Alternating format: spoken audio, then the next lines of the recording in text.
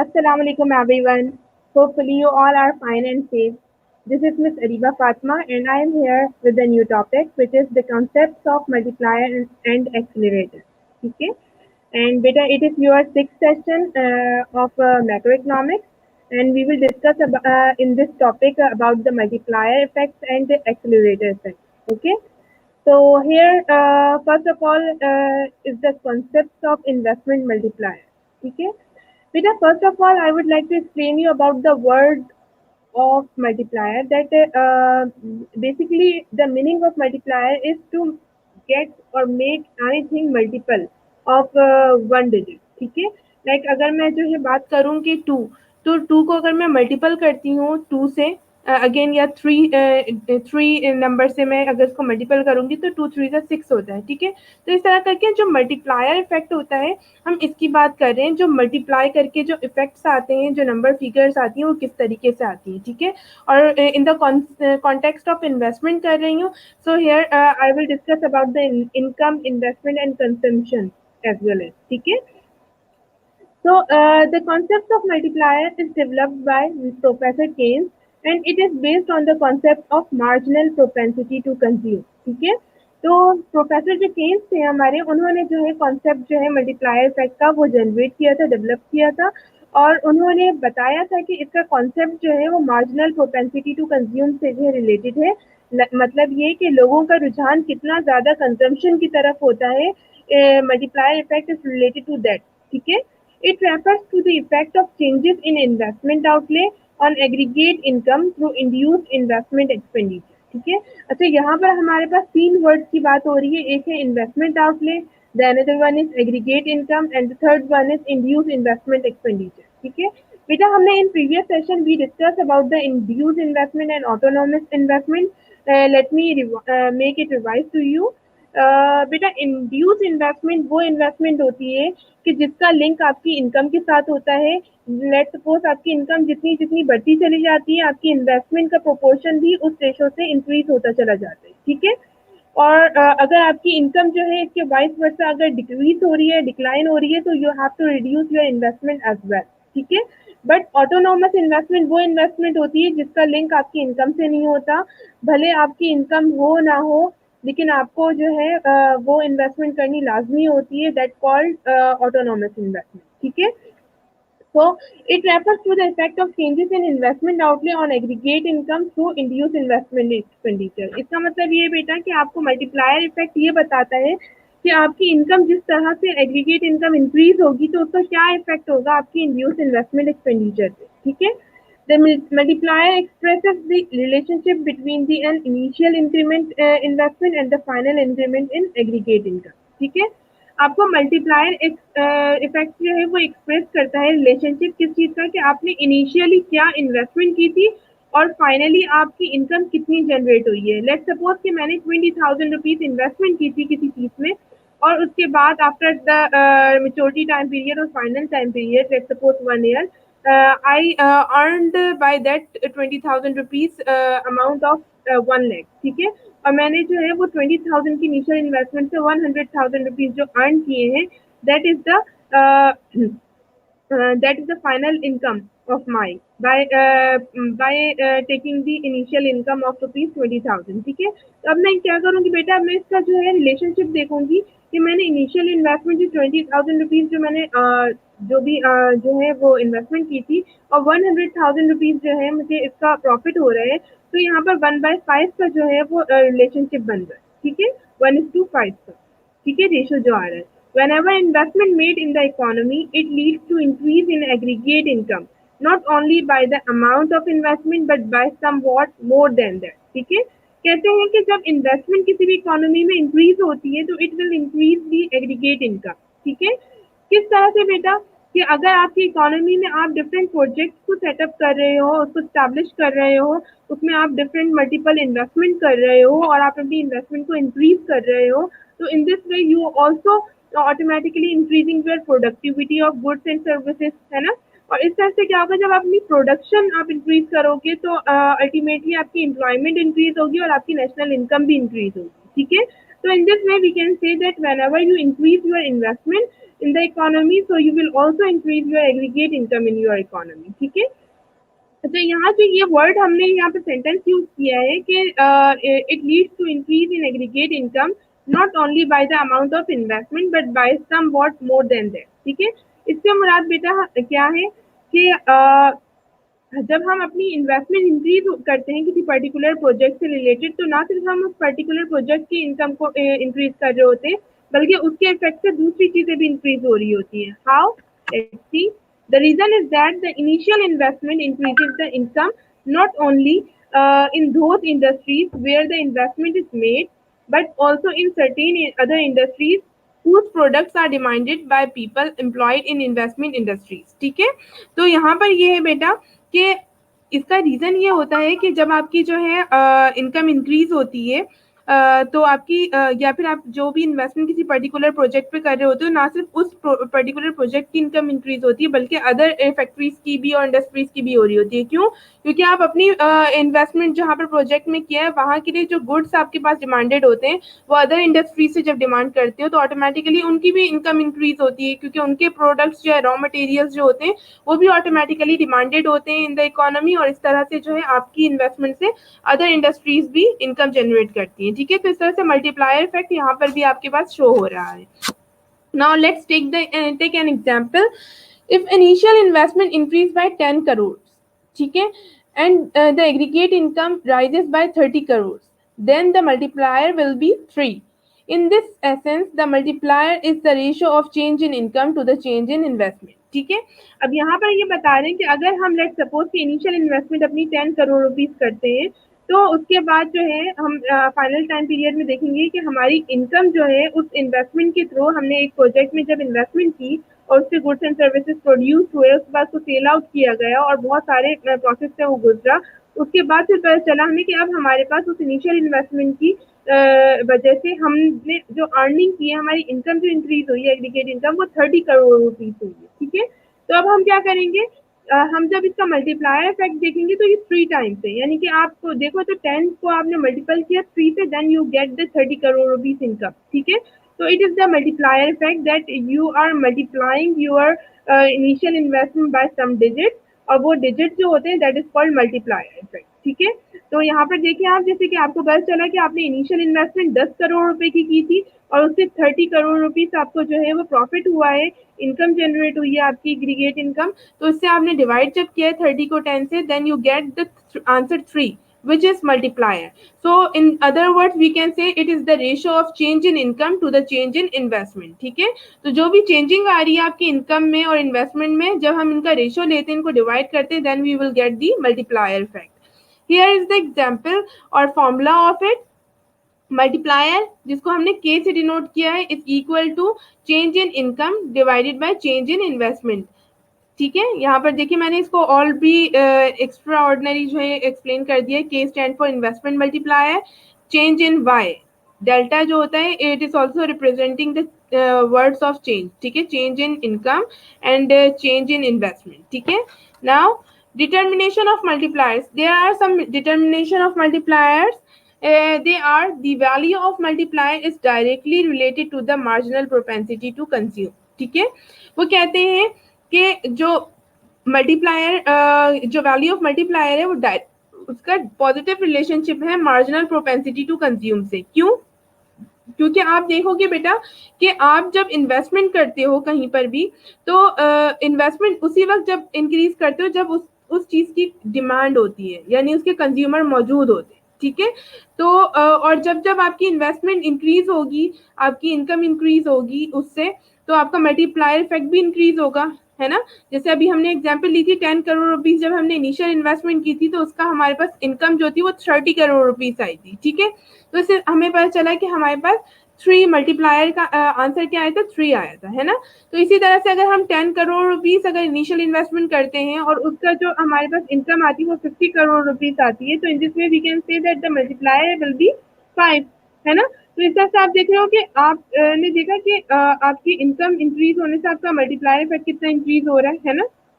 इसी तरह से आपकी इन्वेस्टमेंट इनकम उसी वक्त इंक्रीज होगी जब आपके पास कंज्यूमर्स उस पर्टिकुलर प्रोडक्ट के मौजूद होंगे और वो डिमांड कर रहे होंगे उस चीज की, ठीक है। तो in this way we can also say that marginal propensity have the direct relationship with the multiplier, क्योंकि अगर लोगों की मार्जिनल प्रोपेंसिटी टू कंज्यूम होगी उस प्रोडक्ट के लिए, तभी तो उसकी इन्वेस्टमेंट फर्दर इंक्रीज होगी, और इस तरह से जब उसकी प्रोडक्शन इंक्रीज होगी तो इनकम भी इंक्रीज होगी, और जब इनकम इंक्रीज होगी तो हम जब इनकम को इनिशियल इन्वेस्टमेंट से डिवाइड करेंगे then we will get the multiplier effect.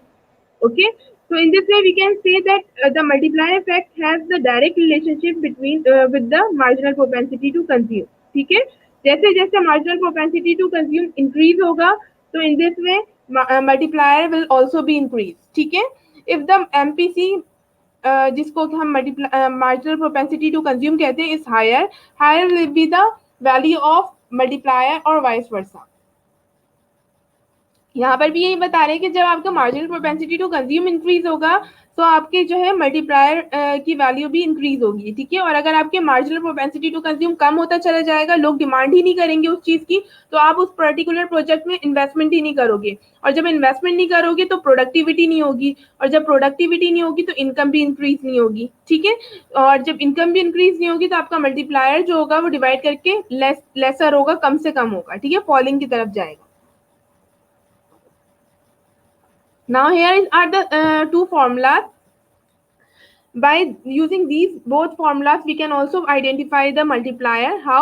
We can put it like as K. K stands for multiplier. ठीक है, investment multiplier. K is equal to 1 divided by 1 minus MPC means marginal propensity to consume. ठीक है। तो अगर आपको जो है वो चेंज इन कंजम्पशन और चेंज इन इन्वेस्टमेंट या चेंज इन इनकम नहीं दिया हुआ, लेकिन आपको जो है क्वेश्चन में या न्यूमेरिकल में मार्जिनल प्रोपेंसिटी टू कंज्यूम दिया हुआ है, तो you can easily find out the multiplier, ठीक है। Value of multiplier you can easily find out, ठीक है। कैसे मालूम करोगे कि अगर आपको क्वेश्चन में जो है वो, जैसे मैंने आपको, अगर हम प्रीवियस स्लाइड में जाएं तो हम देखते हैं यहाँ पर बेटा कि हमने यहाँ पर फॉर्मूला दिया कि multiply is equal to change in income divided by change in investment, ठीक है। अब आपको पता चल गया, टीचर ने बोला है ये न्यूमेरिकल है और यहाँ पर जो है फॉर्मूला ये we have to put it and then we will get the answer of multiplier value, ठीक है। लेकिन माइट बी पॉसिबल कि वो मल्टीप्लायर इफेक्ट को किसी और तरीके से निकालने को, might be possible you do not have the change in income and change in investment, just only they give you marginal propensity to consume. So how could you find out the multiplier value? By using this formula. सही है, K is equals to 1 divided by 1 minus MPC. By using this formula you can easily get the value of multiplier, ठीक है। or the another one formula is also here. When you do not know about the investment, change in investment, so you can and you have given the change in consumption value, so you can easily find out it by putting this one formula. K is equals to 1 divided by 1 minus change in consumption divided by change in income, ठीक है। तो you can easily find out it. तो बेटा हमेशा याद रखिएगा multiplier effect को मालूम करने के, मल्टीप्लायर वैल्यू को मालूम करने के, you have 3 formulas, both are there. one by using marginal propensity to consume you can find out the multiplier value, and also by using the change in consumption and change in income you can also find out the multiplier value, ठीक है। और एक previous one भी मैंने आपको बता दिया जिसमें आपको change in income divided by change in investment है, ठीक है। So here K denoted with investment multiplier and MPC denoted with marginal propensity to consume, as I told you, ठीक है। So if we know marginal propensity to consume, we can calculate the value of investment multiplier very easily, ठीक है। Suppose बता रहे हैं वो कि the value of marginal propensity to consume is 3/4, the value of multiplier will be, अब हमने क्या करना है बेटा, पुट करना है इजिली। हमारे पास फॉर्मूला क्या था, K is equals to 1 divided by 1 minus MPC की जगह पे हमने उसकी वैल्यू रख दी, and then when we will solve it we will get the answer of 4. So our multiplier will be 4, ठीक है। Now here the value of multiplier is 4. It can also be calculated with the help of marginal propensity to save, यानी अब बात कर रहे हैं वो कि हम इसको फाइंड आउट कर सकते हैं वैल्यू ऑफ मार्जिनल मल्टीप्लायर को by using marginal propensity to save, ठीक है। उसका फॉर्मूला क्या है बेटा, K is equals to 1 divided by MPS, marginal propensity to save, ठीक है।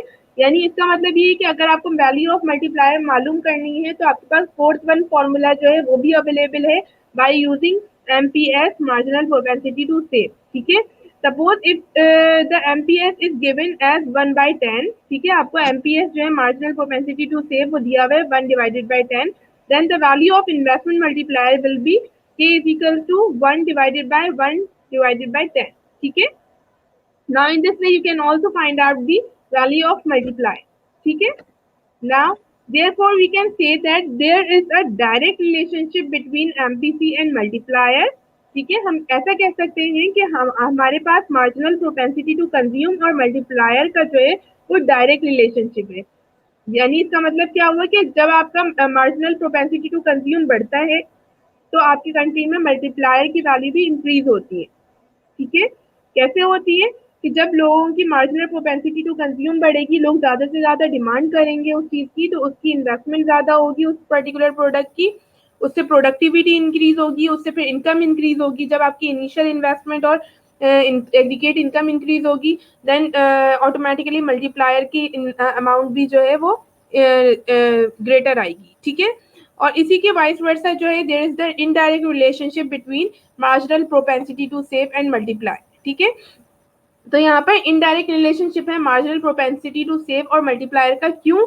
क्योंकि अगर लोग कंजम्पशन के बजाय उनकी प्रोपेंसिटी कंज्यूम करने के बजाय सेविंग की तरफ चली गई बेटा, तो वो जो है वो कंजम्पशन को डिस्करेज करेंगे, वो डिमांड ही नहीं करेंगे, वो उनकी डिमांड जो होगी फॉर द पर्टिकुलर प्रोडक्ट वो डिक्लाइन हो जाएगी, डिक्रीज हो जाएगी, जिससे जो है इन्वेस्टमेंट भी डिस्करेज होगी। लोग इन्वेस्टमेंट करेंगे ही नहीं उस पर्टिकुलर प्रोडक्ट के लिए क्योंकि उसकी डिमांड ही नहीं होगी, लोग कंज्यूम ही नहीं करना चाहेंगे। सही है, इन दिस से क्या होगा, आपकी एग्रीगेट इनकम भी लेस देन हो जाएगी और फिर आपका मल्टीप्लायर का आंसर भी जो है वो स्मॉलर होगा, वो उसका इन्वर्स होगा। ठीक है, तो यहाँ पर क्या होगा कि यहाँ there is the indirect relationship between that. ठीक है,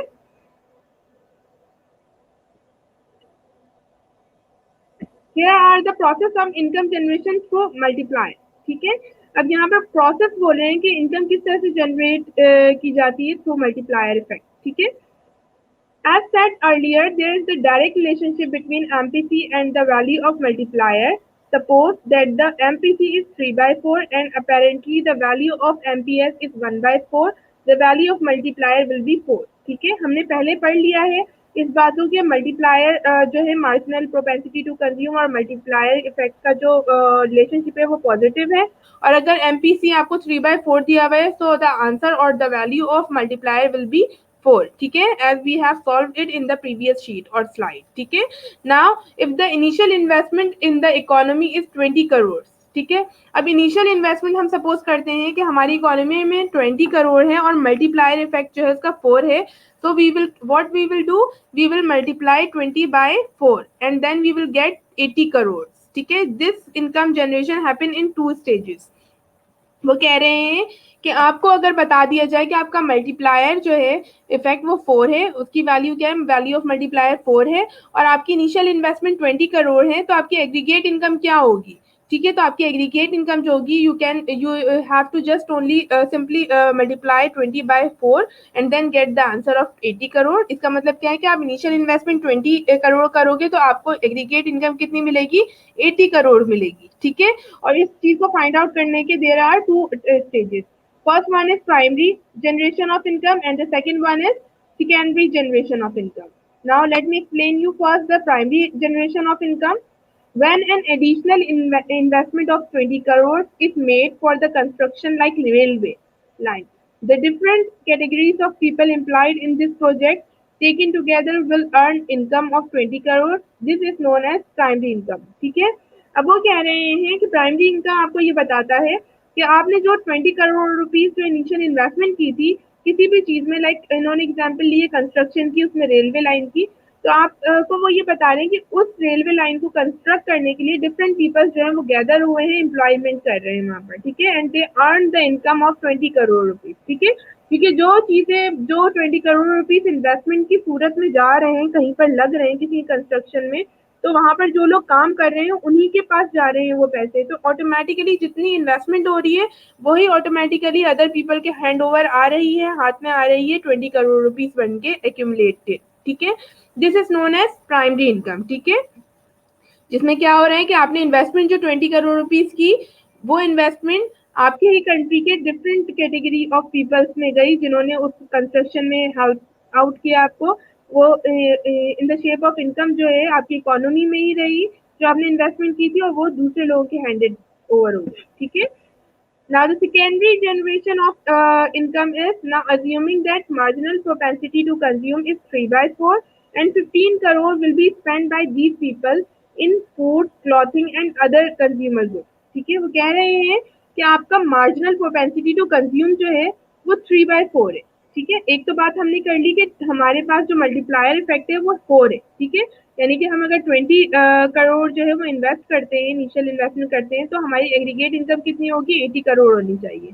अब वो किस तरह से होगी, इस चीज को हमने यहाँ पर आगे फर्दर सॉल्व एक्सप्लेन किया है कि अगर now suppose that your marginal propensity to consume is 3 by 4, यानी कि अगर आप जो भी अर्न करते हो उसका 3 हिस्सा जो है वो कंज्यूम करते हो और एक हिस्सा सेव करते हो। ठीक है, तो 15 करोड़ अगर आप स्पेंड करते हो इन्वेस्टमेंट में, किस चीज में? People in food, clothing and other consumer goods, it means that the 15 crore is received as income by businessman, shopkeepers and others. ठीक है, क्या हो रहा है, एक एक सेटअप है, लाइक मैंने रेलवे लाइन की बात की थी कि आप उसमें 15 करोड़ रुपए लगा रहे हो, स्पेंड कर रहे हो as an initial investment for the people's food, clothing and other consumer goods. तो इसका मतलब क्या हो रहा है कि ऑटोमेटिकली जो आप जिन लोगों से खाना खरीद रहे हो उनको उस चीज की पे ऑफ कर रहे हो, जहाँ से कपड़े ले रहे हो उनको उसका पे ऑफ कर रहे हो, जहाँ से अदर कंज्यूमर गुड्स खरीद रहे हो उनको पे ऑफ कर रहे हो, तो ऑटोमेटिकली उन बिजनेसमैन के लिए, उन शॉपकीपर्स के लिए वो क्या बन जा रही है? वो 15 करोड़ रुपीज इनकम बन जा रही है, जो कि वो रिसीव कर रहे हैं आपसे और आप उनको स्पेंड कर रहे हो। ठीक है, उन 15 करोड़ रुपीज को। This logic is based on fundamental proposition that one man consumption expenditure will be second one income. ठीक है, इसका लॉजिकल फंडा ये है बेटा कि एक बंदा जो है जो कंजम्पशन कर रहा है उसके लिए वो अमाउंट कंजम्पशन एक्सपेंडिचर में जा रही है, तो अदर वन के लिए वो क्या बन रही है? ऑटोमेटिकली इनकम बन रही है। The recipient of 15 crore will be spending it 3 by 4 part. ठीक है, अब इस चीज को बहुत गौर से समझिए बेटा आप लोग कि ये क्या बोल रहे हैं कि अब जो ये बिजनेसमैन, शॉपकीपर और अदर पीपल से जिन्होंने 15 करोड़ रुपीज इनसे लिए हैं और इनको अपनी सर्विस प्रोवाइड की है, अब उन 15 करोड़ लोगों ने क्या किया, क्योंकि उनकी मार्जिनल प्रोपेंसिटी टू कंज्यूम क्या थी? 3 by 4, मतलब कि वो जो भी अर्न करते हैं उसका 3 हिस्सा जो है वो कंजम्पशन में लगाते और एक हिस्सा सेविंग करते। तो इसका मतलब क्या है? 15 करोड़ का 3 by 4 करें तो 11.25 करोड़ रुपीज आएगा for their consumption and so on. ठीक है, तो इसका मतलब क्या है कि जब उनके हाथ में 15 करोड़ रुपीज आए एज एन इनकम, तो उन्होंने उसमें से 11.25 करोड़ रुपीज जो थी अगेन कंजम्पशन में लगा दी। ठीक है, और बाकी की रेस्ट ऑफ दी अमाउंट उन्होंने क्या की? उसको सेविंग कर ली। ठीक है, तो ये जो कंजम्पशन में अगेन लगाई है लोगों ने, फिर से कुछ ना कुछ खरीदा है, तो उस चीज को ही डिमांड करने के लिए, उस कंजम्पशन गुड्स की डिमांड करने के लिए भी तो लोगों को दोबारा इन्वेस्टमेंट की जरूरत होगी, उनको भी तो उस चीज को दोबारा बनाना होगा, प्रिपेयर करना होगा। इन दिस में क्या हो रहा है बेटा, आपके पास मल्टीप्लायर इफेक्ट जनरेट हो रहा है कि आपने एक चीज को, पैसे को स्पेंड किया, ठीक है, और वो ऑटोमेटिकली दूसरे पर्सन के लिए क्या बन गया? इनकम बन गया। फिर उस पर्सन ने जो है उस चीज को अपने किसी नीडी कंजम्पशन गुड्स के लिए स्पेंड किया, फिर वो जिन लोगों के से उन्होंने कंज्यूम किया उनके लिए वो ऑटोमेटिकली क्या बन गया? उनके लिए इनकम बन गया।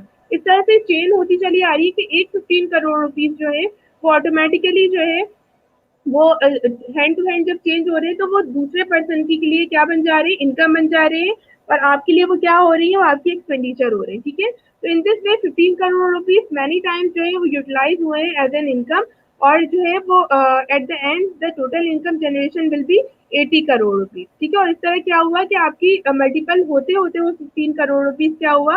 80 करोड़ रुपीज बन गया। ठीक है, and being MPS 1/4 the total saving will B 20 crore. ठीक है, और उसमें से जो है 15 करोड़ में से, क्योंकि एक रेशियो ऐसा था मार्जिनल प्रोपेंसिटी सेव का कि आपकी जो भी इनकम थी उसमें से 3 हिस्सा आप खर्च कर रहे हो और एक हिस्सा आप बचा रहे हो, तो उसकी सेविंग भी जब मल्टीप्लाई होती गई तो it will also become 20 crore. ठीक है, तो saving will be equal to the amount of initial investment, और इस तरह से क्या हुआ कि आपकी जो सेविंग थी वो इनिशियल इन्वेस्टमेंट के अमाउंट की इक्वल हो गई।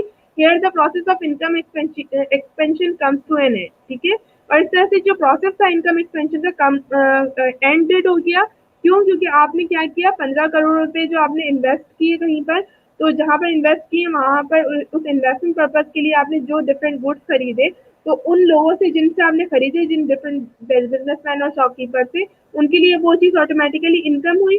और फिर उन्होंने अपनी इनकम में से एमपीसी जो हमारा मार्जिनल कैपेसिटी टू कंज्यूम है 3/4, उतना परसेंट जो है अगेन कंज्यूम किया, जो कि अदर पर्सन के लिए क्या बन गया, इनकम बन गई। और इस तरह से उन अदर पर्सन ने क्या किया, अपनी इनकम में से 3/4 जो है वो कंज्यूम किया, जो कि और किसी फोर्थ पार्टी के लिए वो उनकी इनकम बन गई। ठीक है, इस तरह से आप देख रहे हो कि मल्टीप्लायर इफेक्ट जो है होता चला आ रहा है। Now, the whole process of income generation is spread over a period of time. In the above example, the aggregate income does not increase to 80,000 crores, ठीक है, at once or simultaneously, but over a period of time. ठीक है, वो कह रहे हैं कि ये जो इनकम है आपकी एग्रीगेट इनकम, ये 80 करोड़ से ज्यादा एक्सीड नहीं होगी। ठीक है, क्योंकि आपको एक टाइम सिनेरियो भी, टाइम लाइक भी दिया हुआ है। If each round take 5 months to generate the income, then the total 80 crore will be generated at the end of 25 month. ठीक है, वो कह रहे हैं कि अगर जो है एक इनकम जनरेट होने में 5 मंथ का टाइम पीरियड ले रही है, लाइक अगर मैंने स्पेंड किया था 15 crore rupees to the another one person, जो कि उनकी इनकम बन गई थी, तो इस हमारे मेरे और उनकी डीलिंग में 5 महीने लगे जिसमें वो उनकी इनकम बनी। एंड देन उन्होंने क्या किया, फिर उन्होंने अगेन जब अपनी कंजम्पशन गुड्स को खरीदा किसी थर्ड पर्सन से, तो उन दोनों के दरमियान जो डीलिंग हुई उसमें मजीद 5 मंथ लगे। तो इस तरह से करते करते जो है बेटा ऐसा हुआ कि 25 मंथ्स के अंदर आपने 80 करोड़ रुपीज जो है वो अर्न कर लिए। ठीक है, by using your 15 crore rupees you generate 80 crore aggregate income. ठीक है, जैसे हमने मल्टीप्लाई इफेक्ट में देखा था कि इनिशियल इन्वेस्टमेंट का जो है वो रिलेशनशिप है किससे, आपकी एग्रीगेट इनकम से। तो यहाँ पर यही बता रहे हैं कि आपकी 15 करोड़ रुपीज जो इनिशियल इन्वेस्टमेंट थी, it becomes after 25 month, it becomes aggregate income as 80 crore rupees. Okay, now here is the graphically explanation. As you can see that on the y-axis there is the consumption and investment, and on x-axis there is income. ठीक है, income और consumption and investment का यहाँ पर relationship बताया हुआ है। It is the income, this line is showing your income. ठीक है, ये जो एक्यूट एंगल में बिल्कुल जा रही है ना, दिस शोइंग योर इनकम। ठीक है, और here is the first one is the consumption और प्लस इन्वेस्टमेंट, जो आपकी कंजम्पशन प्लस इन्वेस्टमेंट हो रही है। यहाँ पे बेटा आपके पास ये जो पॉइंट है इक्विलिब्रियम पॉइंट, ये आपको शो कर रहा है कि आपकी इनकम इतनी जनरेट हो रही है। जब आप इतनी कंजम्पशन इन्वेस्टमेंट कर रहे हो, then you are beneficial for this quantity of income. ठीक है, जब आपने इतनी इन्वेस्टमेंट की तो आपको इनकम इतनी जनरेट हो रही है। देन आपने जब अपनी इन्वेस्टमेंट और बढ़ा दी, यानी जो आप कंजम्पशन कर रहे थे और इन्वेस्टमेंट कर रहे थे उसके बाद चेंज इन इन्वेस्टमेंट आ गई, यानी कि आपने मजीद और इंक्रीज कर दी अपनी इन्वेस्टमेंट, और your this arc is curve is moving to the upward, so your income will also increases, क्योंकि आपकी इनकम जो है और इन्वेस्टमेंट जब जहाँ पर इंटरसेक्ट हो रही है, this equilibrium point is called the income level. ठीक है, where the you are achieving this quantity of income. यहाँ पर अगर आप देखो तो यहाँ पर आप क्या कर रहे हो, एम एन क्वांटिटी जो है वो इनकम जनरेट कर रहे हो by increasing your investment as well. ठीक है, if in the above diagram the original equilibrium level of income is OM at the point E. Now it investment increased by AB and new curve is C plus I plus change in I. ठीक है, अब इसको मैं previous slide में जाके आपको फिर से शो करवाती हूँ। क्या वो क्या बोल रहे हैं कि आपने क्या किया, आपका जो कंजम्पशन थी, फर्स्ट कंजम्पशन ओ बी, वो जो है वो ओ एम से जब इंटरसेक्ट हो रही थी, यानी इनकम आपकी जो है वो कंजम्पशन प्लस इन्वेस्टमेंट से जब इंटरसेक्ट हो रही थी, this point is called equilibrium point. उसके बाद क्या हुआ, आपने अपना जो है इन्वेस्टमेंट इंक्रीज कर दी from O B to A B point पे ले आए, और आपने जब अपनी इन्वेस्टमेंट इंक्रीज की, then you will get the income of mn quantity. ठीक है, so as a result of these increase in investment, income increases by mn. This is due to multiplier effect, और ये क्यों हुआ है, आपके multiplier effect की वजह से हुआ है। In the words of J. Bradshaw, the multiplier principle is that a change in the level of injection bring about a relatively greater change in the level of national income. ठीक है, तो J. Bradshaw ये कहते हैं कि आप multiplier का जो प्रिंसिपल है वो ये कहता है कि जब जब आप जो है अपनी इन्वेस्टमेंट को इंक्रीज करोगे और जितनी क्वांटिटी से इंक्रीज करोगे, then alternatively your income, national income will also increases by that proportion. ठीक है, Here are some assumptions of multiplier theory. The economy is assumed to be a closed economy.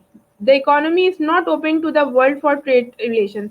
I previously I also explained you about the closed economy. But a closed economy are that type of economy where there is no international transaction take place. ठीक है, क्या होता है यहाँ पर, just country में जो चीज प्रोड्यूस हो रही है वो विद इन कंट्री जो है वो यूज हो रही है, ना ही हम कोई इम्पोर्ट करें ना ही कुछ एक्सपोर्ट करें. ठीक है, this type of economy is called close economy. ठीक है, no leakages from the stream take place. Leakages का मतलब ये है कि जो भी आपने whatever you have earned you automatically invest it into the business. ठीक है, यहाँ पर जो है आपने किसी थर्ड चीज पे नहीं लगाना, बल्कि जो भी आप इनकम जनरेट हो रही है, आपकी इनकम अर्न कर रहे हो, वो डायरेक्टली आप इन्वेस्टमेंट कर रहे हो उसकी. ठीक है, तो यहाँ पर कोई लीकेजेस नहीं होनी चाहिए. There is no change in the pattern of income distribution.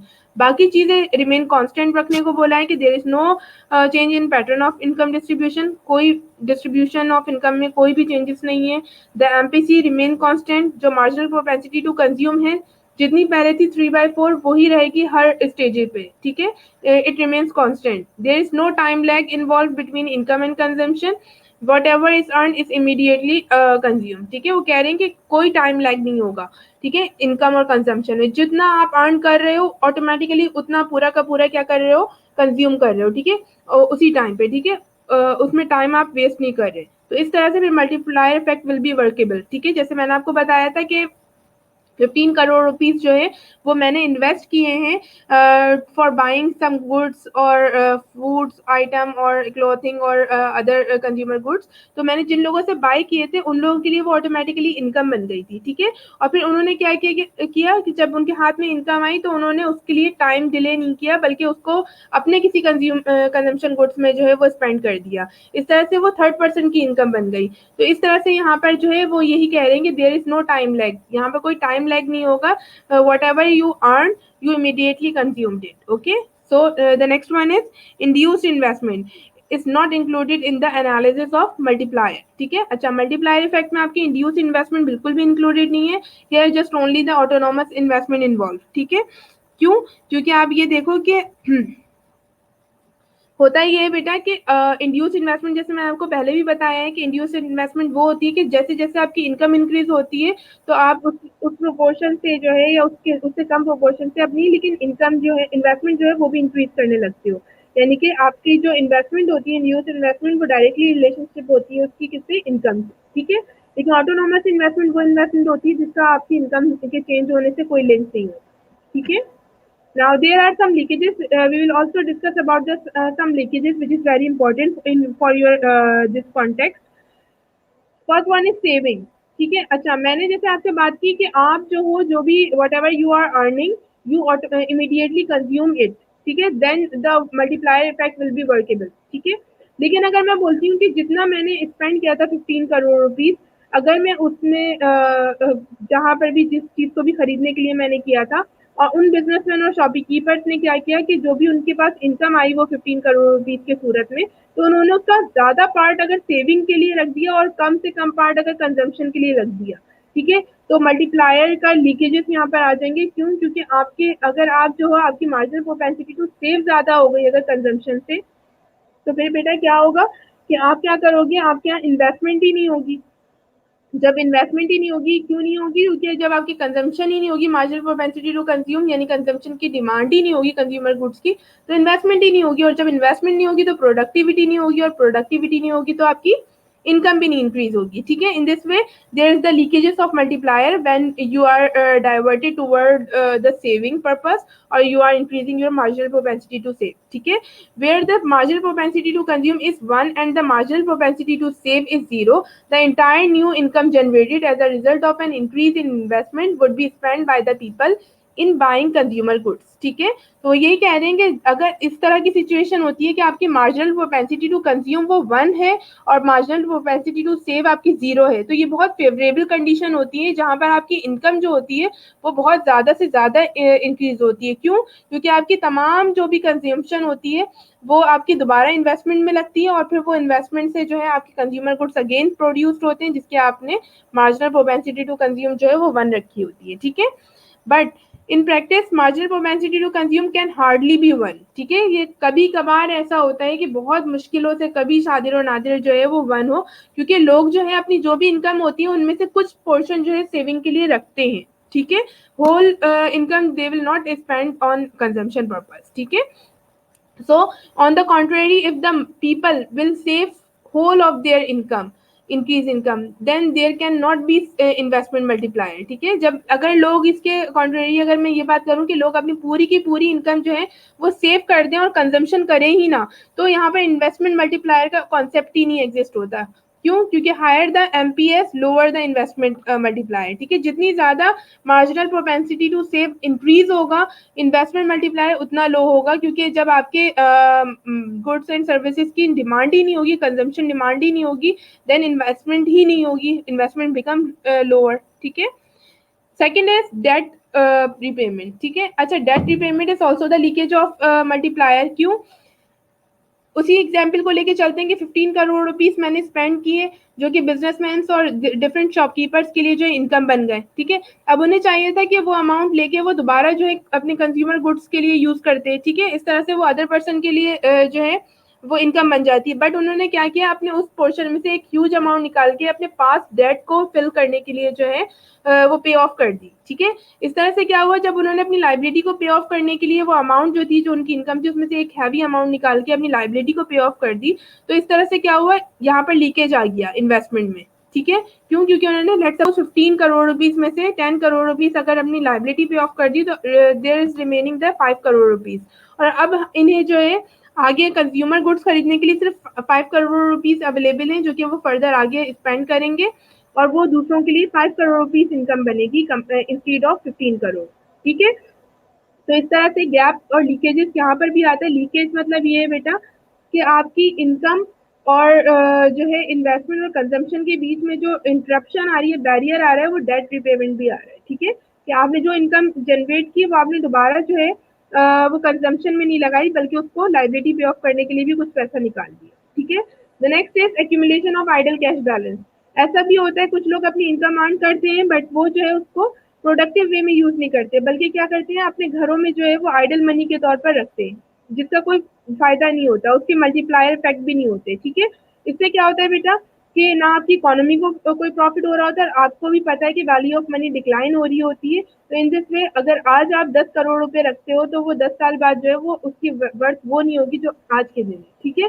तो in this way it is also become a leakage of multiplier, कि लोग अपने घर में ही रख दे उसको, इंस्टीड ऑफ इट के वो किसी प्रोजेक्ट में इन्वेस्टमेंट में लगा दे, ठीक है। अगर वो किसी प्रोजेक्ट में इन्वेस्टमेंट में लगाएंगे, तो वो 10 करोड़ रुपए जो है वो अगले साल ही जो है वो मल्टीपल होके वो जो है 40 करोड़ भी हो सकते हैं, और उससे भी ज्यादा हो सकते हैं, ठीक है। लेकिन अगर वो वही अमाउंट जो है 10 करोड़ रुपीस अपने जो है घर में ही रखे रहेंगे, और 10 साल बाद भी देखेंगे, तो उसकी वैल्यू जरूर डिक्लाइन हो जाएगी, अदरवाइज वो इंक्रीज नहीं होंगे, ठीक है। Another one leakage of multiplier is stock exchange transactions. लोग ज्यादा से ज्यादा इन्वेस्टमेंट के बजाय सिक्योरिटीज परचेज कर लेते हैं, ठीक है। इससे भी हमारी मल्टीप्लायर इफेक्ट जो है वो डिस्करेज होता है, इन्वेस्टमेंट हो नहीं पाती, लोग ज्यादा से ज्यादा सिक्योरिटी बॉन्ड्स और स्टॉक्स वगैरह खरीद कर उसमें पैसा स्पेंड कर देते हैं, इंस्टीड ऑफ इट के वो इन्वेस्ट करें डिफरेंट प्रोजेक्ट्स में। Fifth is import. लोग जो है अपने जो भी उनके पास इनकम जनरेट होती है, वो गुड्स जो है वो क्लोज इकोनॉमी में नहीं स्पेंड करते, बल्कि वो क्या करते हैं, वो इंटरनेशनल गुड्स इंपोर्ट करने लगते हैं। उससे क्या होता है, आपका पैसा जो होता है, आपकी इनकम जो होती है, वो फॉरेन कंट्री जो है वो आउटफ्लो हो जाती है, और आपकी इस तरह से भी मल्टीप्लायर इफेक्ट जो होता है वो हर्ट होता है, ठीक है। Next is price inflation. During inflation, money income of the community increases, but real income decreases. The real consumption expenditure which determines the value of the multiplier will fall. ठीक है, इस तरह भी होता है बेटा कि आपकी इन्फ्लेशन की वजह से भी आपका मल्टीप्लायर इफेक्ट जो है वो डिस्करेज होता है, ठीक है। किस तरीके से बेटा? वो इस तरह से होता है कि अगर आपकी इनकम जो है वो इंक्रीज होती है, लेकिन उस रेशो से इंक्रीज नहीं होती जिस रेशो से आपके कंट्री में इन्फ्लेशन रेट इंक्रीज हुआ होता है, ठीक है।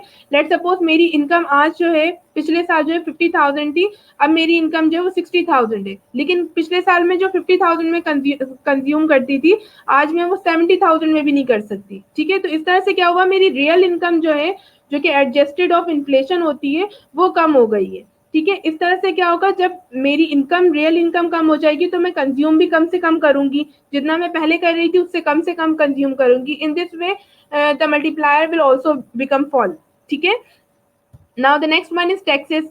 If government take away the newly generated income in the form of taxes, the value of multiplier will fall. ठीक है, अब ऐसा होता है कि कंपनी ने जो है जो इनकम जनरेट की उसमें से एक ह्यूज अमाउंट उसे टैक्सेस की सूरत में पे ऑफ करनी है, तो in this way it will also hurt the multiplier value. ठीक है, कैसे कि आपकी इनकम जो जनरेट हुई है अब आप उसको पूरी इनकम को ऑटोमेटिकली इन्वेस्टमेंट में अगेन लगाते हैं, तो उससे पहले आपको जो है एक ह्यूज अमाउंट टैक्सेस में पे ऑफ करनी है जो कि आपको अलग से निकाल देनी है, वो आपकी मल्टीप्लायर वैल्यू का पार्ट नहीं रहेगी. तो इस तरह से भी आपकी मल्टीप्लायर वैल्यू जो है वो फॉल डाउन हो जाती है. Now the next one is corporate savings. The part of net profit not distributed as dividend and retained by the businesses for expansion will also reduce the value of multiplier. ठीक है, वो कह रहे हैं कि वो नेट प्रॉफिट जो कि डिस्ट्रीब्यूट ना हो डिविडेंड में या रिटेन कर दिया जाए बिजनेस में एक्सपेंशन पर्पज के लिए, ये भी आपको क्या करता है आपके वैल्यू को जो है वैल्यू ऑफ मल्टीप्लायर को डिक्लाइन करता है कि आप उसको प्रोडक्टिव वे में नहीं लेकर आ रहे बल्कि उसको आपने आइडल मनी के तौर पे अपने पास सेव करके रखा है. ठीक है, now there are some limitations of the theory of multiplier, and they are the first one is it is a static theory as the marginal propensity to consume decreases with the increase in income and therefore multiplier cannot be constant.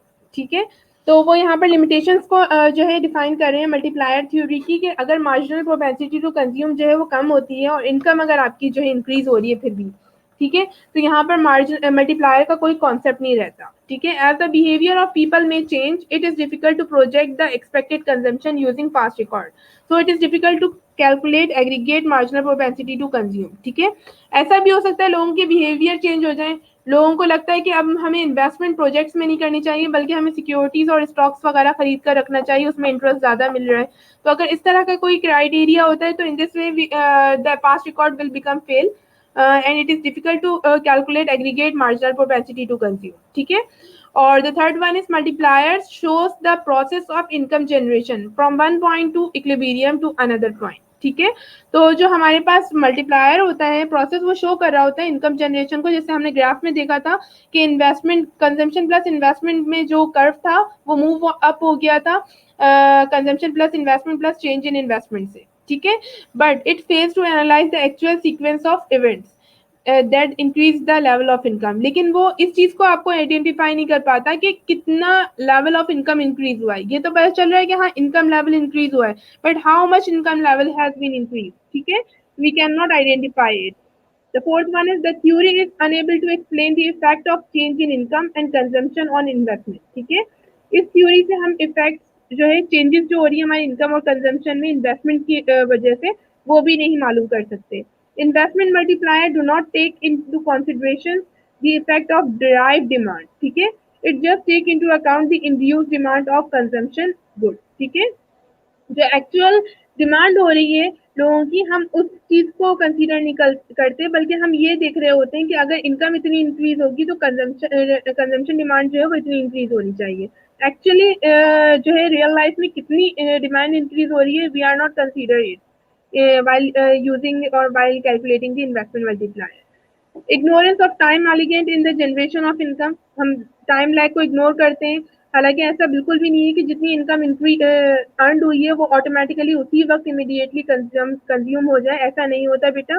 There is the time lagging also exist. ठीक है, even the use of investment and production of goods and services for the increased demand requires the time and during this lag multiplier effect has become worse.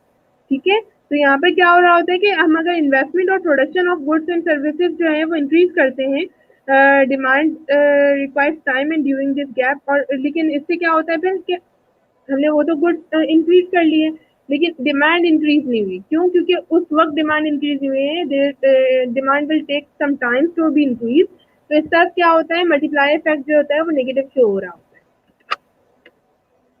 If the economy operates under the situation of full employment, the multiplier concept will not be applicable as it can have the show impact in the situation of involuntary unemployment. ठीक है, it is difficult to know the size of additional investment as increased investment in public sector reduces the investment in private sector. ठीक है, size of additional investment हम major नहीं कर सकते, इसमें बहुत ज़्यादा मुश्किल होता है। और अगर हम ज़्यादा से ज़्यादा इन्वेस्टमेंट अगर पब्लिक सेक्टर्स में करते हैं तो हमारा रुझान जो होता है प्राइवेट सेक्टर्स की तरफ वो डिक्रीज हो जाता है। अदरवाइज अगर हम ज़्यादा से ज़्यादा प्राइवेट सेक्टर्स में अगर इन्वेस्टमेंट करेंगे तो हमारी पब्लिक सेक्टर की तरफ की डाइवर्जेंस जो है वो डिक्रीज हो जाती है। The underdeveloped countries are having the problem of increasing their productive capacity as they are having scarcity of factors of production. ठीक है, the theory of multiplier works when the country is having excess production capacity. Therefore, this theory is not applicable for underdeveloped economies. ठीक है, तो multiplier effect की जो theory है वो उन अंडरडेवलप्ड कंट्रीज में बिल्कुल भी एप्लीकेबल नहीं है जहां पर scarcity of four factors of production है। ठीक है, क्योंकि इस थ्योरी में जो है मल्टीप्लायर इफेक्ट थ्योरी में जो है हम ये कंसीडर करते हैं कि फैक्टर्स ऑफ प्रोडक्शन जो है वो अबंडेंट क्वांटिटी में कंट्री में मौजूद है। ठीक है, the last one is no empirical evidence. ठीक है, मल्टीप्लायर इफेक्ट के कोई एम्पेरिकल एविडेंस नहीं मिलेंगे, just you will get the theory about it. Now I am moving to the acceleration theory. ठीक है, acceleration theory is what? The principle of acceleration states that if demand for consumption goods rises, there will be increase in the demand for factors of production. ठीक है, say machines which is used to produce the goods. In other words, the accelerator measures the change in investment goods industry. ठीक है, अच्छा यहाँ पर बता रहे हैं वो कि एक्सलरेशन जो प्रिंसिपल ऑफ एक्सलरेशन है वो क्या शो करता है कि अगर आपकी डिमांड जो है कंजम्पशन गुड्स की इंक्रीज होती है, ठीक है, लेट्स सपोज क्लॉथिंग की इंक्रीज हो रही है, फूड आइटम्स की इंक्रीज हो रही है, आपकी कोई भी whatever the demand you are increasing, तो उसके ऑटोमेटिकली आपकी जो फैक्टर्स ऑफ प्रोडक्शन की डिमांड है वो भी इंक्रीज हो जाएगी। क्यों? क्योंकि जब आपको कंज्यूमर गुड्स की डिमांड इंक्रीज होगी तो उन कंज्यूमर गुड्स को बनाने के लिए आपको 4 फैक्टर्स ऑफ प्रोडक्शन भी चाहिए होंगे। ठीक है, तो ऑटोमेटिकली जब आपकी कंजम्पशन गुड्स की डिमांड इंक्रीज होगी तो ऑटोमेटिकली आपकी फैक्टर्स ऑफ प्रोडक्शन की डिमांड भी इंक्रीज हो जाएगी as machine which is use to produce that consumption goods. ठीक है, मशीन को हम क्यों यूज करते हैं? क्योंकि हमें उन कंज्यूमर गुड्स को बनाना होता है। ठीक है, के कुरिहारा said that the accelerator coefficient is the ratio between induced investment and the initial change in consumption. Accelerator coefficient जो है वो हमें एक्सप्लेन करता है बेटा, क्या एक्सप्लेन करता है?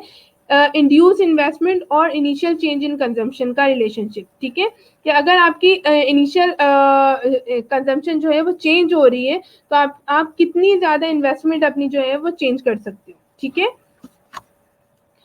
The accelerator theory was introduced by T.N. Carver in 1903 and J.M. Clark in 1970. ठीक है, तो इस थ्योरी को T.N. कार्वर ने 1903 में और J.M. क्लार्क ने 1917 में जो है वो डेवलप किया था। Later on it was rigorously developed by economists like Harrod, Swallow, Samuelson, Hicks in trade cycle theory. ठीक है, तो इन चारों ने जो है ट्रेड साइकिल थ्योरी को जब एक्सप्लेन किया और डेवलप किया तो उसमें फर्दर इसको कंक्लूड किया। The accelerator theory explain the inter relationship between consumer goods industries and capital goods industries in an economy. ठीक है, तो जो एक्सीलरेटर थ्योरी है वो एक्चुअली जो रिलेशनशिप है वो किस चीज का है? कंज्यूमर गुड्स इंडस्ट्रीज का और कैपिटल गुड्स इंडस्ट्रीज का। मैं एक दफा और आपको एक्सप्लेन कर दूं what is consumer good industry और what are the capital goods industry. बेटे कंज्यूमर गुड्स वो गुड्स होते हैं जो कि आप डिमांड करते हो अपने कंट्री में for consumption purpose, for uses purpose. ठीक है, या लाइक फूड, क्लॉथिंग और टेक्सटाइल में जो भी बन रहा होता है, ऑटोमोबाइल्स वगैरह एक्सेट्रा, ये तमाम चीजें जो है आप लोग कंज्यूमर गुड्स है। ठीक है, तो ये कंज्यूमर गुड्स इंडस्ट्रीज होती है। तो इनका रिलेशन होता है कैपिटल गुड्स इंडस्ट्री से। कैपिटल गुड्स इंडस्ट्रीज वो होती हैं जो कि आपके कंज्यूमर गुड्स को प्रोड्यूस करने में हेल्पफुल होती हैं। लाइक आपने देखा होगा जब आप इन्वेस्टमेंट करते हो कैपिटल की तो आप just not only investing in the shape of cash but also by mean of fixed asset. ठीक है, तो यहाँ पे कैपिटल गुड्स इंडस्ट्रीज वो इंडस्ट्रीज है जो आपकी कंज्यूमर गुड्स को प्रोड्यूस करने में जो है यूजफुल होती हैं, उसको यूटिलाइज किया जाता है, तभी जाके आपके कंज्यूमर गुड्स इंडस्ट्रीज जो है वो गुड्स एंड सर्विसेज प्रोड्यूस करती हैं। ठीक है, so it states that the demand for consumer good increases, the demand for capital goods will also increases. तो हम ये कह सकते हैं कि अगर कंज्यूमर गुड्स की डिमांड इंक्रीज होती है तो कैपिटल गुड्स की भी डिमांड इंक्रीज हो जाएगी। ठीक है, क्यों? क्योंकि कैपिटल गुड्स की हेल्प से ही आप कंज्यूमर गुड्स बना रहे हो। There is a positive association between capital and consumer good industry. ठीक है, तो यहाँ पर इन दोनों का लिंक जो है वो positive relationship. According to Samuelson, who denote accelerator with V, is defined as the ratio change in investment to the change in consumption demand. ठीक है, जो सैमुअलसन है उन्होंने एक्सेलरेशन की थ्योरी को इस तरह से डिफाइन किया है कि वो कहते हैं जो रेशो है चेंज इन इन्वेस्टमेंट का to the change in consumption. What is are they? V stand for accelerator and is equals to change in investment divided by change in consumption. Now, there are some assumptions. Capital output ratio remains constant. वो कहते हैं कि capital output जो है, जो भी आप produce करो, कैपिटल को यूटिलाइज करते हो, वो आउटपुट कांस्टेंट है, उसमें कोई इंक्रीज या डिक्रीज नहीं हुआ है. There should be excess capacity in the capital goods industry. यहाँ पर जो है कैपिटल गुड्स इंडस्ट्री में एक्सेस कैपेसिटी है हर चीज की. फैक्टर्स ऑफ प्रोडक्शन भी बहुत इजीली अवेलेबल है. There is the permanent change in the consumption demand. Consumption demand में जो है परमानेंट चेंज है. The supply of resources should be elastic so that the investment in the capital goods can be increased easily. ठीक है, supply of resources वही factors of production और different natural resources और other resources जो है अगर आपके पास इलास्टिसिटी में है, इजीली अवेलेबल है, then the investment in capital goods can be easily increase. ठीक है, there should be elastic supply of cheap credit. ठीक है, और जब आपको कैपिटल गुड्स इंडस्ट्रीज को जब सेटअप ज़्यादा से ज़्यादा करना होगा तो there must be elasticity in the supply of cheap credit. ठीक है, आपके पास क्रेडिट की फैसिलिटी इजीली अवेलेबल हो. Technology remain constant. No, there is no change in the technology uses. There is the absence of time lag. ठीक है, और time lag का भी यहाँ पर भी एब्सेंस इन्होंने शो किया असम्पशन में. Now here are some limitations. Temporary change in demand. The principle of acceleration only works when there is a permanent change in demand. When the rise in demand is only temporary, this does not necessarily induce the entrepreneurs to increase their investment. Okay? To set up new factories, instead they employ the laborers to work overtime in order to produce additional goods so as to meet the additional demand. Thus, in the case of temporary change in the demand, principle of acceleration does not work. Okay. Now, the second one is business expectations. The entrepreneur makes investment keeping in view the expected rate of profitability or marginal efficiency of capital. So, business expectation in this sense play a vital role in determining the induced investment rather than the current change in demand for consumer goods as explained by the concept of accelerator. Okay? Now, the third one is concept of capital output ratio. The concept of the accelerator explains the capital output ratio for the whole economy. How in reality the capital output ratio cannot be generated for the whole economy. This is simply because this ratio varies from one industry to another. Hence, the concept of accelerator should be confined to an industry rather than generating for the whole economy. Okay. Now, the fourth one is no change in aggregate demand. The increase in demand for a consumer goods may lead to a reduction of demand for a substitute. Therefore, with an increase in investment in one industry may reduce the investment in another one industry, and hence the aggregate demand for the whole economy may remain constant. In this case, the aggregate induced investment will not change, and hence the concept of accelerator does not apply. Okay. Now, the fourth one is non-availability of financial resources. So the acceleration principle emphasizes that the induced consumption results in an increase of induced investment. However, entrepreneur may not always find the financial resources or loan to increase the investment level. Hence, the acceleration theory cannot take place in spite of the fact that there is an induced consumption. Okay. Now, the next one is difference in durability of machinery. Okay.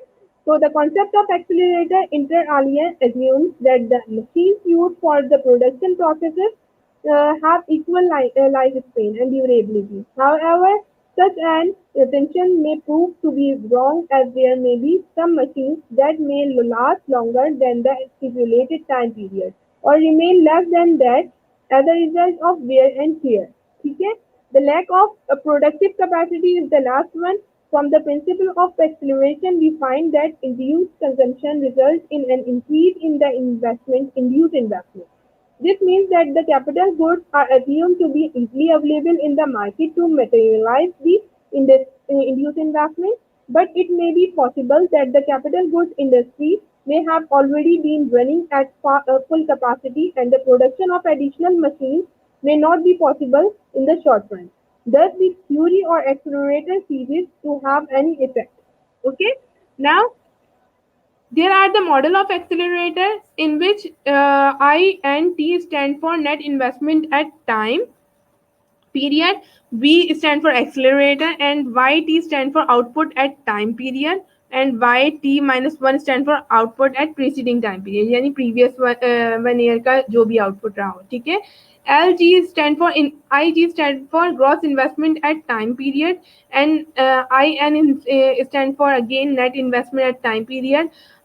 R is the depreciation, ठीक है, of in the capital goods जो fix asset होता है उसमें depreciation जो charge होता है बेटा ये वो है, ठीक है.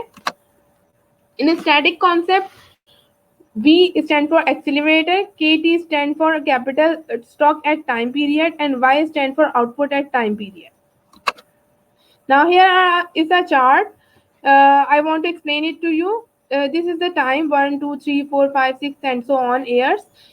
Y stand for output on the time, and the K and there is a K. It is the capital stock. ठीक है, जो कि हमें किस तरह से मालूम हो रहा है कि हम एक्सीलरेटर को जब मल्टीप्लाई करेंगे अपने आउटपुट से, जो output for the time period है, then we will get K. ठीक है.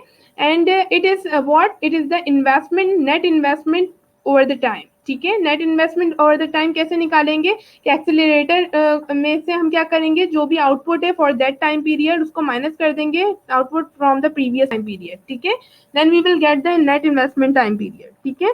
R stand for depreciation which is about 10%, it is constant. And here is the gross investment. ठीक है, ग्रॉस इन्वेस्टमेंट किस तरह से मालूम होती है बेटा कि नेट इन्वेस्टमेंट को प्लस कर देंगे आप डेप्रिसिएशन से. हमेशा याद रखिएगा, अगर आपने कभी इनकम स्टेटमेंट भी अगर बनाई होगी तो आपने देखा होगा कि सेल्स में जब आप cost of goods sold minus करते हो then you will get gross profit. ठीक है, फिर ग्रॉस प्रॉफिट में से फर्दर माइनस करते हो जब आप डेप्रिसिएशन वगैरह ऑपरेटिंग एक्सपेंसेस को, then you will get net income. ठीक है, तो इसी तरह से आपको पता है कि नेट इनकम में जो है आपका डेप्रिसिएशन जो है वो इंक्लूडेड, यानी कि अगर आप मैं बात करूं ग्रॉस इन्वेस्टमेंट की, तो ग्रॉस इन्वेस्टमेंट में आपके पास नेट इन्वेस्टमेंट भी होगी और उसके साथ साथ उसके अंदर डेप्रिसिएशन भी इंक्लूडेड होगा. ठीक है, तो यहाँ पर ये चार्ट है हमारे पास, और यहाँ पर आपके पास डिफरेंट आउटपुट दिए हुए हैं ओवर द टाइम पीरियड के. एक साल में आपके 100 आउटपुट हुए थे, सेकेंड ईयर 100 हुए थे, थर्ड ईयर 105 हुए थे. इन this way here is also this 200, 200 and 210. Here is the net investment which is started from the third year, 10, 20, 30 and so on. तो आप यहाँ पर देखो ये फॉर्मूला अगर आप देखो बेटा, वैसे तो यहाँ पर इन सब चीज़ों का इतना ज़्यादा यूजेज नहीं है, बट ये दोनों चीज़ें बहुत इफेक्टेड है, क्योंकि अगर आप ग्रॉस इन्वेस्टमेंट मालूम कर रहे हो तो ग्रॉस इन्वेस्टमेंट में आपको कहा जा रहा है नेट इन्वेस्टमेंट प्लस डेप्रिसिएशन. तो फर्स्ट में तो आपके पास कुछ भी नहीं है. ठीक है, सेकंड में देखिए आपके पास नेट इन्वेस्टमेंट 0 है और डेप्रिसिएशन 20 है, then you get gross investment by 2. ठीक है, and then in this way you can do it. जैसे कि यहाँ पर देख सकते हो थर्ड ईयर में कि आपके पास नेट इन्वेस्टमेंट 10 है और डेप्रिसिएशन 20 है, तो ऐड करके इसको ये 30 आ गया आपके पास ग्रॉस इन्वेस्टमेंट. ठीक है, इस तरह से ये चार्ट कंप्लीट होगी. Now, acceleration coefficient, hence the accelerator coefficient is the ratio between the induced investment to a net change in the consumption expenditure. ठीक है, तो ये कह रहे हैं कि हमारे पास जो एक्सीलरेटर कोएफिशिएंट है बेटा, it is also very important in the examination point of view. It have came in your past paper, so that's why you have to prepare it. Now here is the ratio. It is showing the ratio between the induced investment to a net change in the consumption expenditure. अब वो ये कह रहे हैं कि आपकी induce investment में क्या चेंजिंग आती है जब आपकी नेट जो है कंजम्पशन एक्सपेंडिचर चेंज होता है. ठीक है, क्योंकि आपको पता है कि आपकी जो भी वॉट एवर इनकम है उसमें से एक पार्ट आपका कंजम्पशन का और एक इनकम का, इन्वेस्टमेंट का. ठीक है, तो आपको वो ये कह रहे हैं कि अगर आपकी कंजम्पशन में चेंजिंग आती है, अगर आपकी कंजम्पशन ज़्यादा हो जाती है तो इंड्यूस इन्वेस्टमेंट आपको कम करनी पड़ेगी, और अगर आपकी कंजम्पशन कम हो जाती है तो you can increase your induce investment as well. ठीक है, तो एक्सीलरेशन कोएफिशिएंट को डिनोट किया इन्होंने इससे बीटा से, and then change in investment, net change in investment and change in C is equals to net change in consumption outlay. Suppose change in expenditure on consumption is equals to 10 crores and change in investment outlay is rupees 20 crores. So we have the accelerator coefficient is 2. ठीक है, हमारे पास accelerator coefficient क्या आ रहा है बेटा, 2 आ रहा है, क्योंकि हम 20 को डिवाइड कर रहे हैं 10 से। It implies that ₹1 increase in demand for consumption goods leads to ₹2 increase in demand for investment outlay। ठीक है, वो कह रहे हैं कि अगर आपकी ₹1 की कंजम्पशन गुड्स इंक्रीज होती है, डिमांड जो है ₹1 की कंजम्पशन गुड्स की होती है, तो आपकी इन्वेस्टमेंट ₹2 से इंक्रीज होगी। ठीक है, now, there is the conclusion that the principal acceleration is based on the fact that the demand for capital good is derived from the demand for the consumer goods। ठीक है, वो कह रहे हैं कि डिमांड ऑफ कैपिटल गुड जो है वो किस तरह से डिराइव होगी, जैसे जैसे आपकी कंज्यूमर गुड्स की डिमांड इंक्रीज होगी, तो इसी तरह से आपकी कैपिटल गुड्स की भी डिमांड इंक्रीज हो जाएगी। The acceleration principle explains the process by which a change in demand for consumption goods leads to a change in investment on capital goods। okay, तो आपको ये चीज बता रहा है कि किस तरह से ये जो है आपकी डिमांड जो है वो इंक्रीज होगी और किस तरह से डिक्रीज होगी। जब भी आपकी जो कैपिटल गुड्स है वो उसकी डिमांड उसी वक्त इंक्रीज होगी जब आपकी कंज्यूमर गुड्स की डिमांड इंक्रीज होगी। There is a positive relationship between them. Hopefully this chapter is clear to you. If you have any queries, so you can ask me in my WhatsApp number. Inshallah, I will meet with you with the next section. Take care. Allah Hafiz and thank you so much.